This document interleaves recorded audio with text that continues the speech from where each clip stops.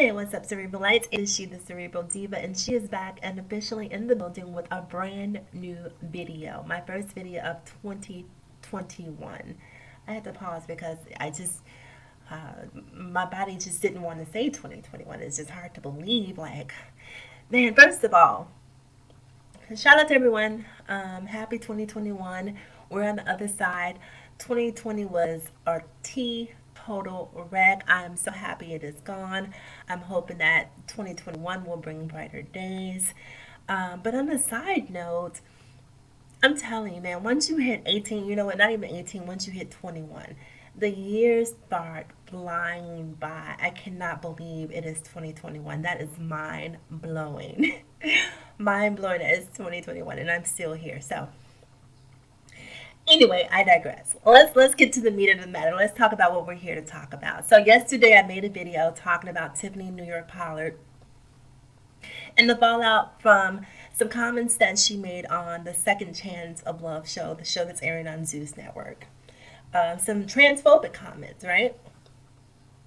If you've seen the clip, I don't even like to repeat what she said, to be completely honest with you. It was just so dehumanizing and so disgusting that I don't even think that it warrants repeating. If you want to hear it, it's all over the internet. You can go find it for yourself, but you won't be hearing it from me.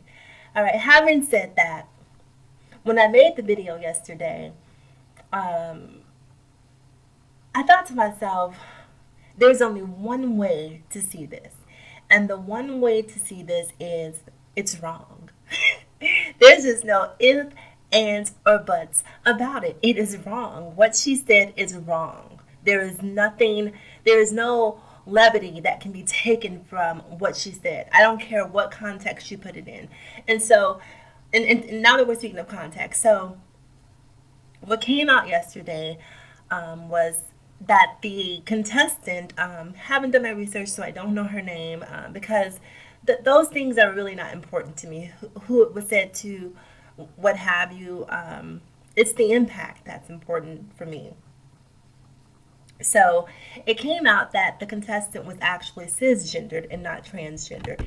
And because the contestant is not transgendered and is cisgendered, people for some reason believe that that makes what Tiffany said okay.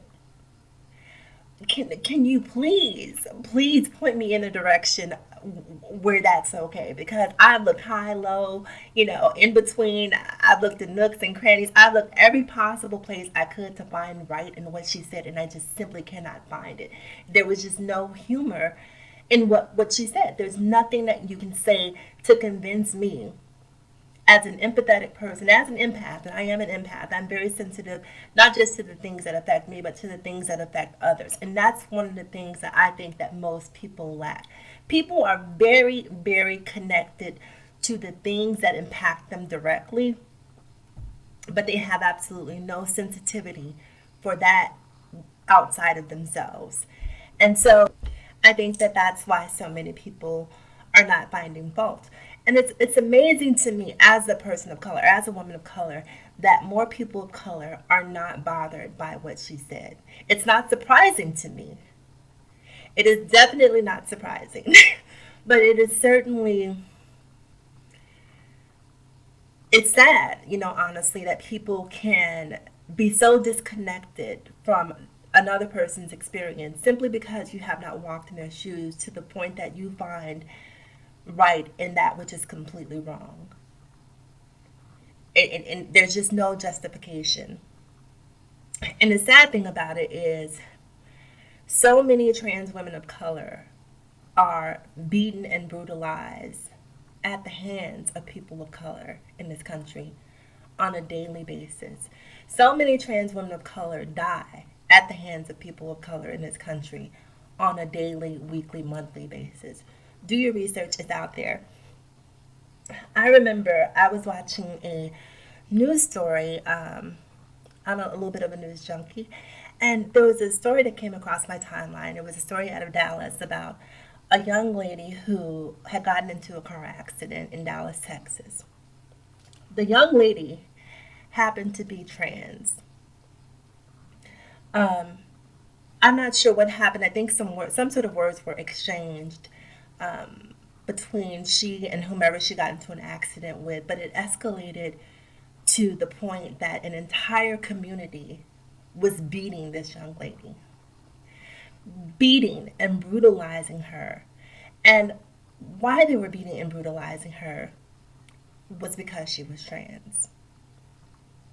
If you look a few months ago, there was a case in Minneapolis, Minnesota. Same thing, I think there was a trans girl there who got into some sort of vehicular occurrence. I don't know the ins and outs of it, but um, she was beaten to the point that she had to run into a convenience store. An entire mob of people of color chased this girl into a store and basically tried to beat the life out of her. And when you hear the things that New York said about the contestant on the show, and you connect it to these experiences and these occurrences that are happening in primarily African American communities, you cannot mitigate the impact of statements like that. Because the reality is, there are a lot of people out there who hate people based on sexual orientation and gender identity. It's a fact. And so it amazes me that when non trans people tell trans people that they cannot be offended or there's no reason to be offended, how can you tell another person what to be offended by if you don't live that experience? How can you? If a trans person is offended, respect that. Respect it. Use it as an opportunity for enlightenment. Use it as an opportunity to learn, to grow, because the fact is, so much hate is based on ignorance. And the definition of ignorance is lacking education. If you educate yourself and understand that a good person is a good person, whether it's a trans person, a gay person, a straight person, a black person, a white person, an Asian person, a Native American person, good people are good people. And at the end of the day, we all deserve the right to live a peaceful existence. We all deserve that right. And so when I watched the comments on the show, and not only the comments, but the doubling down by Tiffany Pollard on what she said, it's I just can't fathom why people are not as incensed as they should be. I just don't understand it. So feel how you want to feel. I can't tell you how to feel.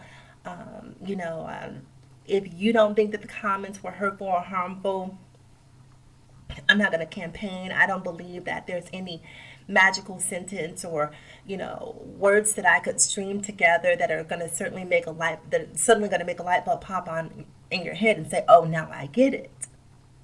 You won't get it. Maybe one day if you have a trans child, a trans niece, nephew, cousin, maybe one day when it hits closer to home, maybe you will have a greater awareness or a greater sensitivity. But keep in mind that you had an opportunity to do right when it could have mattered. Don't wait until it hurts you to suddenly be up in arms about something that you should have been upset about from the very beginning. I stand by what I said. What Tiffany said was wrong. What she said was completely wrong. There's no way to spin it. Cisgendered, transgendered, whatever the contestant was. Like I said yesterday, the fact that she is cisgendered almost makes it worse because she gets to go forward in her life and live life as a cisgendered woman. Meanwhile, the ramifications of what Tiffany said are affecting trans women. And another thing that I wanted to touch on is, I watch what is it? The Queen's Supreme Court with TS Madison. We all know the story of the fallout between T.S. Madison and Kaya, and how after the two of them parted ways, Kaya went on to call T.S. Madison, all of these. I'm not going to even repeat those names either because, I don't want to disrespect T.S. Madison either. But I'm not going to repeat some of the things that Kaya has said about her, but essentially misgendering her as well. And it's interesting because here it is full circle, and here it is that T.S. Madison is connected to another cisgendered woman who is not, or I should say, who is berating the trans community essentially, and TS Madison is not speaking up.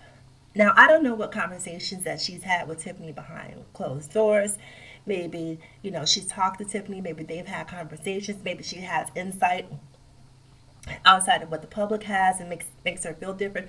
But I do feel, at the very least, instead of just sort of disassociating yourself and trying to pretend like it didn't happen, at the very least, I think T.S. Madison should say, "That's my friend. I love her. I don't agree with what she said." I don't think that that's, I think that that's right in the middle where you draw a clear line of demarcation about where you stand as a woman, as a trans woman, while at the same time still making sure that you are not necessarily alienating that friendship if the goal is to maintain that friendship. So, anyway, you guys, that is it for me. It is me, the Cerebral Diva. I have to get out of here. I'm actually in the process of cooking dinner. Yeah, so again, Happy New Year. As always, in closing, people, remember to live better, love harder, and think smarter. And I'll talk to you guys again in the next video. Stay safe. Bye bye.